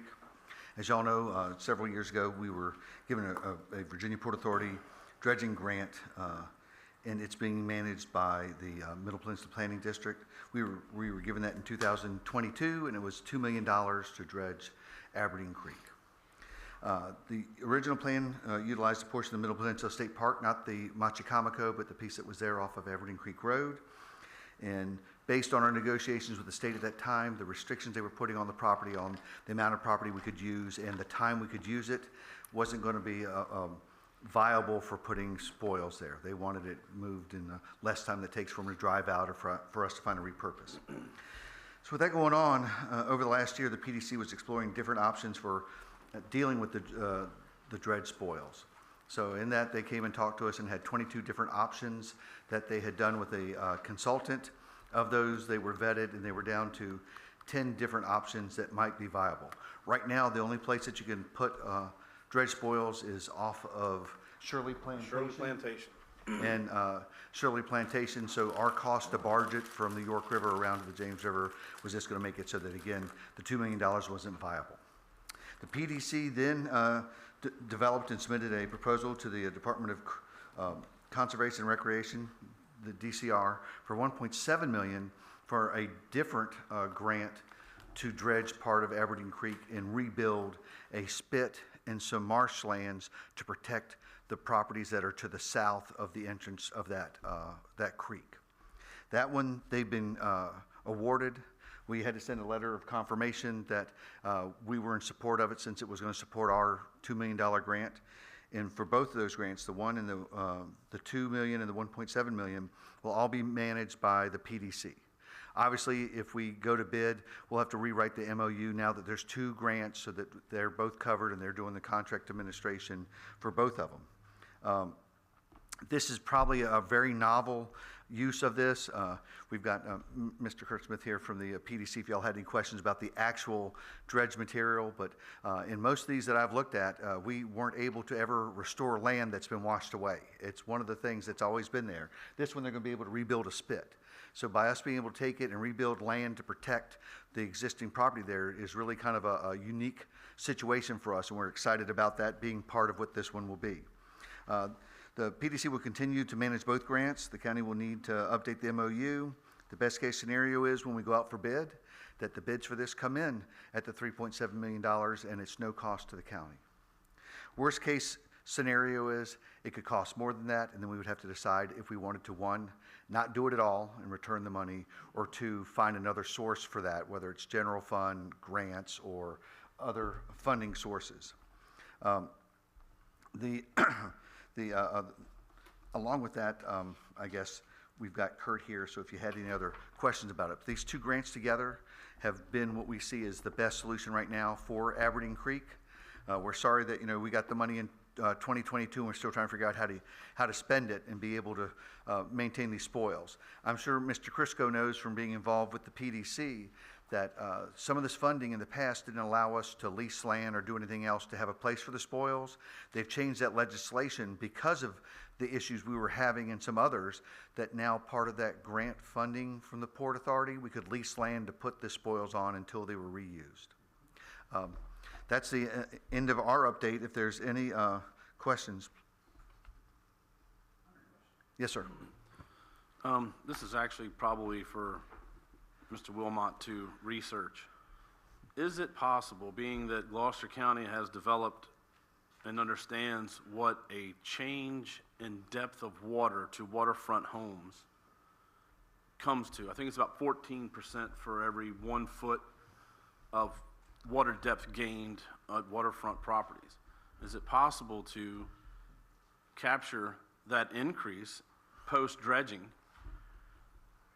per locality to pay for future dredging projects, like a reverse TIF, actually, where that increased revenue because of the dredging goes into a pot of money to dredge that creek again in 5 to 10 years, whatever it's determined to need to be, without actually doing a waterfront TIF district to fund it for the entire county. Yeah, that's a very interesting proposal, but right now those things aren't available to us. So it is that when we do this, that it'll be the Middle Peninsula, but we'll be giving you updates if we get to the point where it goes out to bid. But I think, Kurt, with both these grants, with our head nod and an MOU, you guys are ready to go to bid on these now? So they've got enough design and ready to go that once we get all the paperwork straight, we'll be able to actually put this out to bid this time. Yeah. Regarding this situation and putting out the contract, I had heard that there was interest in actually buying a dredge that we could then move around from place to place. Is that ever going to happen? Well, this is a topic at the state that Kurt knows a lot about. So any of those questions you have about the dredge, about other things going on, there's a lot of it going on at the state. I can feel that. Mr. Chairman, members of the board, Kurt Smith, Deputy Director of the PDC. Regarding the municipal dredge, there were funds appropriated by the General Assembly to the tune of $7.5 million to go from Richmond to the Virginia Port Authority. We could not access those funds initially due to some technical challenges of the actual transfer of the money and the way the legislation was written. So at the last session, Delegate Hodges remediated that so that the funds could actually transfer from the Port Authority to the Middle Peninsula Public Access Authority, which is enabled to host a municipal dredging operation. And so that is the conceptual plan once the funds are acquired from the Port Authority. So to essentially buy a dredge that moves from site to site within the Middle Peninsula. So for example, yes, sir. Hole in the Wall, which they've dredged, more than likely will fill in and be dredged again. So this dredge could conceivably, if it's here, keep our costs lower. That's correct. They keep our costs down. 40% of the cost of dredging is the mobilization and demobilization of that dredge. Yeah. So if we have our own, we're going to cut the costs for all of our dredging projects by approximately 40%. That's correct. And we've had all of those discussions at the regional level to figure out who the coalition of the willing is amongst the PDC's member jurisdictions. So we're at that stage right now to see who's at the table and launch the operation once the money is received from the Port Authority, which we hope will happen this winter, prior to the General Assembly session. And with ours, because the grant money has been here previous to all this legislation going on, we're hoping to move ours forward with a private contractor. But depending on what happens in the timing, you never know when that one will come online, and ours will also. But right now, we're hoping to go out to bid and see who's available to do the dredging now. And it would be a design build for the spit option. That is really what we're looking for the blessing on, is to proceed with procurement of that design build, because we don't know exactly what that recreated spit will look like and what the cost will be. So, and I have a gentleman that has a picture and drone footage of what that spit looked like when he moved in behind it. And that's been in the last 20 years. Yeah. I'll gladly share that. I'll get him to share that with you all. He would be very happy to share that with you all. That was the case we made to the state when making that grant request, was that when the mouth of the creek opened up as that spit disappeared, it's actually contributed to the accelerated shoaling of the mouth of the creek because you've cut down the tidal flow in the channel. You spread out that tidal flow. And so restoring that spit will actually help manage the navigability of the mouth of the creek. And it's actually destroying his revetment that he has in front of his house. It's undermining the wake that has now washed that spit out is now undermining his revetment in front of his home. I'm thinking about for efficiency, we will obviously need to get with the county attorney and look at the MOA or MOU. And I think if it's a comfort level, then what I would hope is that once that work is done, that we could just put that through the consent agenda because you all would understand where we are on it and avoid another presentation, if you're comfortable with that. I have no problem with that until the first estimate, or the only estimate comes in at like $12 million. And that's part of. Yeah, exactly. Yeah, and that is part of having this presentation tonight because we have no idea what it's going to come in, and, fingers crossed. Yeah. Any other questions? And we want to thank the PDC. I mean, they really have been the lead on this, and Louis and Kurt have come down and talked to Karen and I several times. Yeah. Okay. Thanks. That was it. Thanks, Kurt. Next item is consideration of ordinance amending several sections of Chapter 9 of the Gloucester County Code, garbage and refuge. Thank you, Mr. Chair. The materials associated with this matter commence on page 88 of your agenda packet. Tonight is for no action on your behalf. However, you are given the opportunity pursuant to the materials I've just referenced to review your current Chapter 9 of the County Code, which deals with garbage and refuse. So I hope you don't refuse to review these.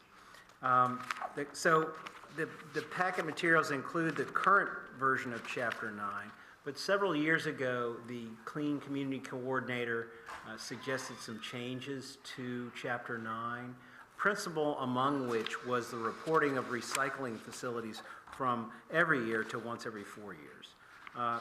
I circulated a draft amendment to Chapter 9 12 years ago, maybe, I'm not sure.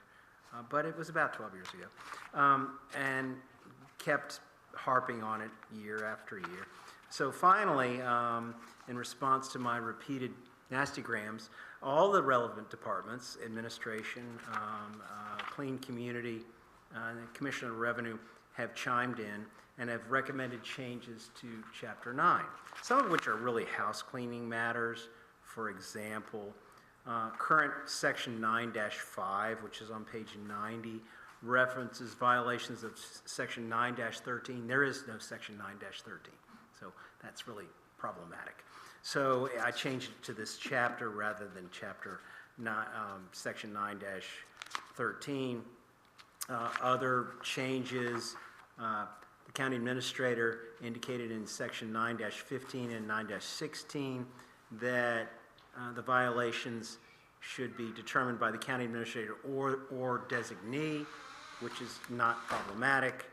The county administration has recommended an amendment to Section 9-39 on page 91,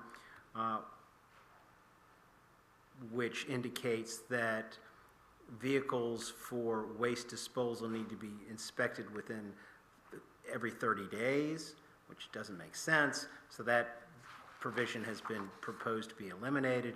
You'll see in Section 9-49, that's the section to which I previously referred, which reduces the reporting requirements for recycling to every 4 years from every year. Change the Department of Public Works to the Director of Engineering in Section 9-50. It eliminates an extraneous provision in Section 9-51, which dealt with the year 1991 only. Well, using my abacus, 1991 was quite a while ago. So that's no longer relevant. So tonight, I wanted to give you the opportunity to review the current section, Chapter 9 of your county code, to see if there's maybe anything else you wanted to change or any questions you had. in anticipation of a formal hearing, not a public hearing, but a hearing on the ordinance amendment. So if you have any questions, I'm here, George is here. We're all here.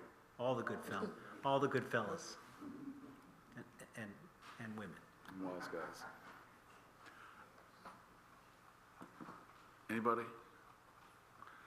I think that you inadvertently combine waste hauling and recycling together and use them together when they should be separated. Which section do you refer to? Well, if you go back to 49, solid waste generated, solid waste would be the trash versus, and that's really not going to be recycled.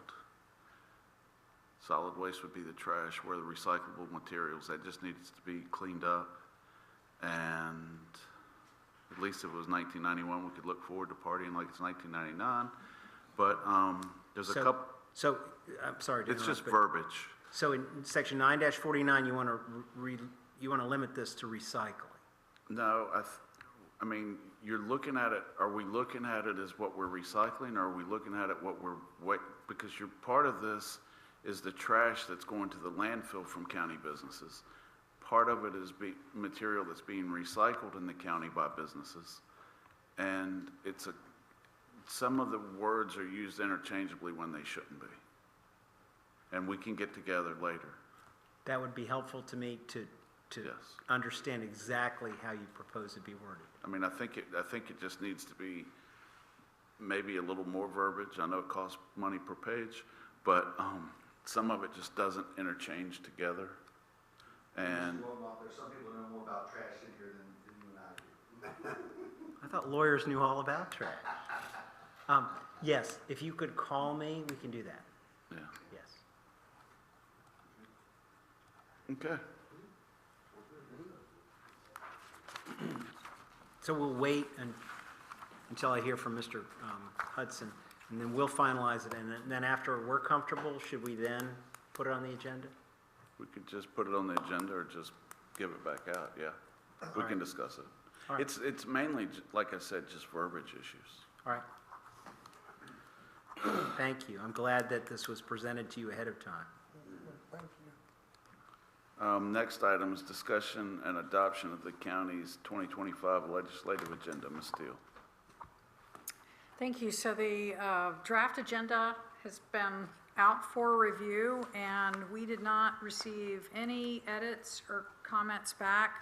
I would note that on page 110, number 3, which is a legislative request for action, that's referencing what we were talking about earlier with the impervious water. So that remains as an item within the agenda. And, yes, sir. Go ahead, did you finish? No, I was just going, I'm here to answer any questions, and there's a resolution for adoption for your consideration. So, if I may, Mr. Chair? On the Coleman Bridge, the original construction bonds were, and I think the original construction bonds included toll operations and maintenance.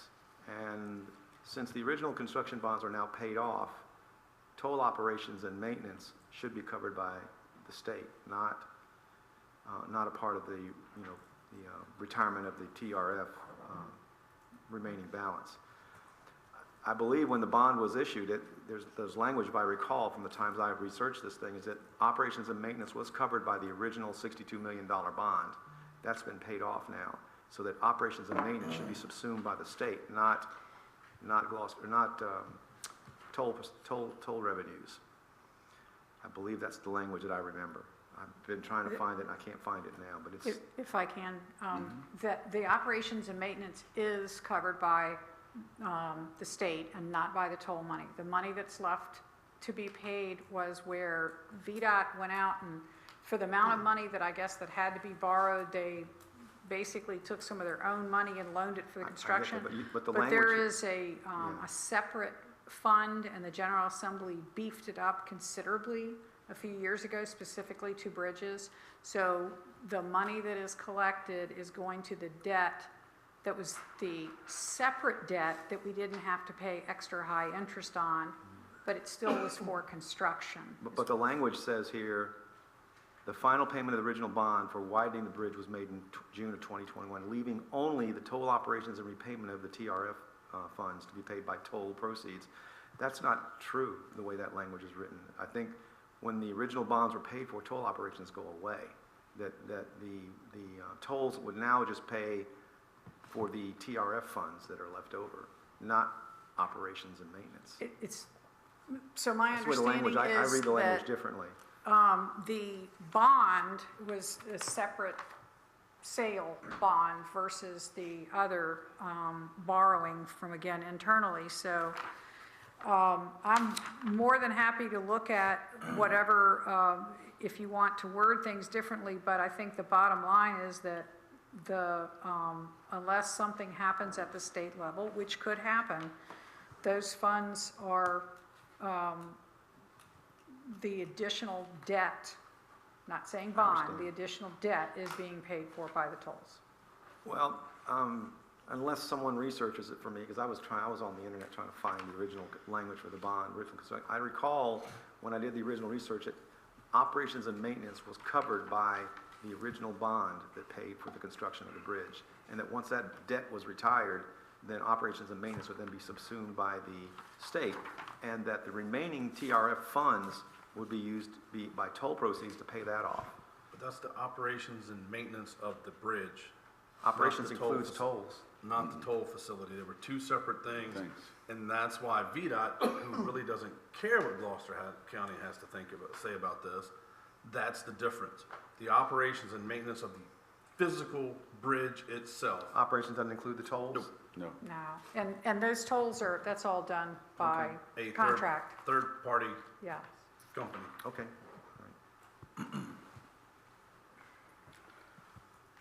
Any more questions?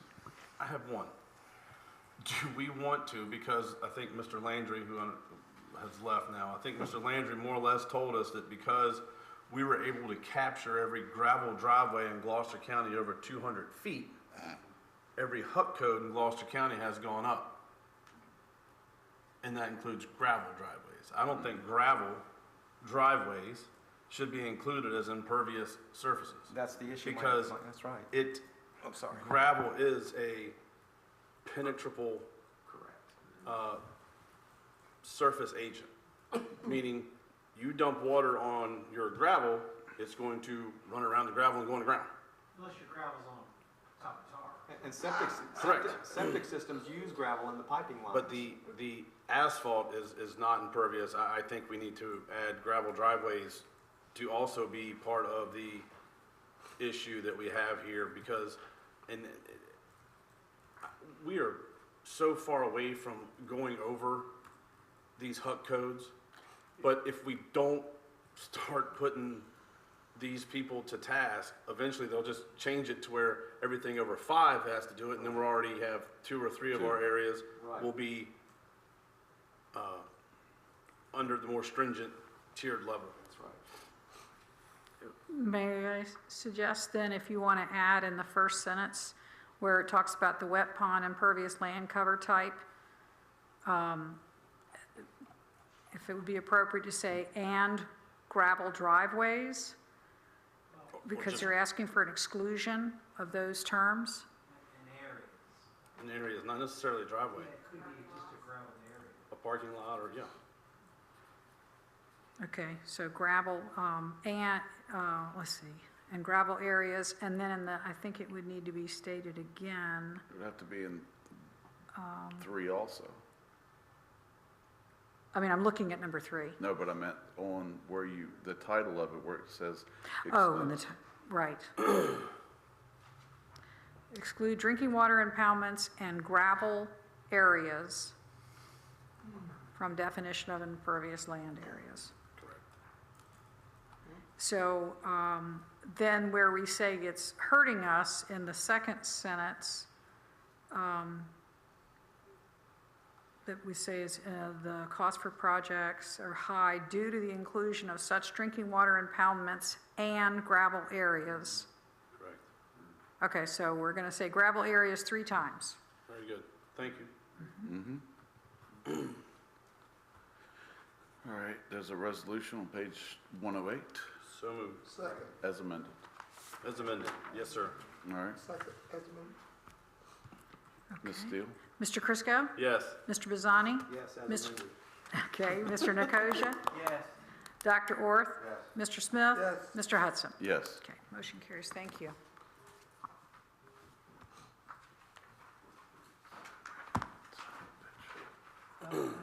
Next item is board appointments. We have someone for the Clean Green Advisory Committee.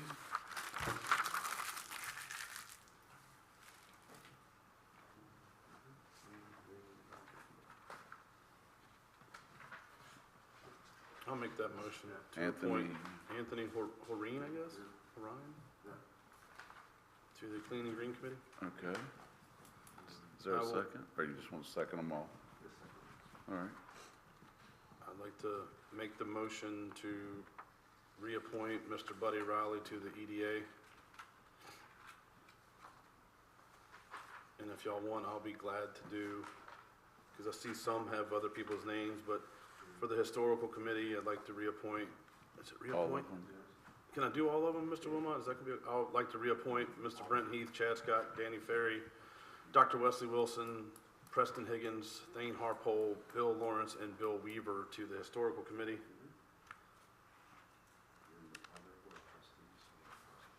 Yes, we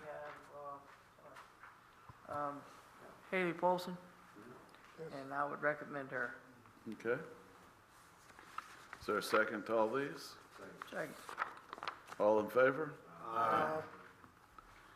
Next item is county attorney items. I'm happy to be here, and I'm glad the election is over. Amen. Yep, me too. Boards and commission reports? I just have one question. As the chair of the Middle Peninsula Alliance, Ms. Steele, can we find out if we have sent in our dues for the MPA, and if not, when we can get those sent over?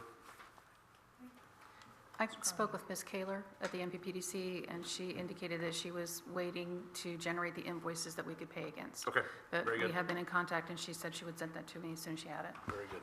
Thank you. Supervisor discussion? I have one. A few months ago, I was invited down to the Rosenwald School there off 17.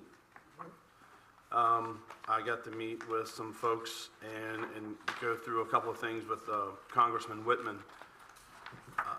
During one of the early events of the spring, that building has been restored and mostly done outside of county money. They are applying for a grant to fix some water damage that was caused by one of the early spring storms. I forget what it was. And I told the folks down there that once they knew what that matching amount would be, if they were to give me that total, that I would come to this board and have the discussion with them to possibly use or direct Ms. Steele to use potentially some county administrator contingency money for that match, because they don't have the match there. They have gotten through all the process, and if they were to receive this, they would like for us to consider $6,600 to be spent for their match to dry in that school and fix the roof, repair the roof. So replacing the roof and fixing the damage would be about a $6,600 contribution. And I told them I would bring that to them once they had that. They gave me that information about 2 weeks ago. I've been a little tied up. I didn't get to send you an email. But I would like to consider, or we can have discussion, but it's a treasure in this community, and I think would be a good use of some money. Can I just motion to for the 6,600 or? Can ARPA money be used? I'm sorry, I was just going to interject, and I'm fine either way, but it made me think about the economic development grant funds that are provided for business improvements, facade improvements and things. And they are a nonprofit, but from a tourism perspective, And other ways, they also affect economic development and in the county. So what I was going to suggest is if you all want to do that is to say, make it happen. And then let us look and see if that is. What's the best way to make it happen? Right. If it's possible to do it with economic development money that is for making improvements, great. If not, then come out of county administrator. I'm happy with you making it happen. Yes. Just make it happen. I would love to see us make it happen. So perhaps no formal motion, just directive to the county administrator. Yes. Try and make it happen and to report back to the board. Correct. Right, is that okay? And I'll get with you with the contact who has been reaching out to me, so, yeah. And I know you already know this person, but. I hadn't heard that though. No, we were concerned that the match would be like 50-50, and I said, hey, we're not funding a lot of this, but they did their work and they came back to me and I was the one there, so I said, once you get that, I would bring it. Anyone else? There's only one other item on the agenda. Second. All in favor? Aye. Aye. Meeting adjourned.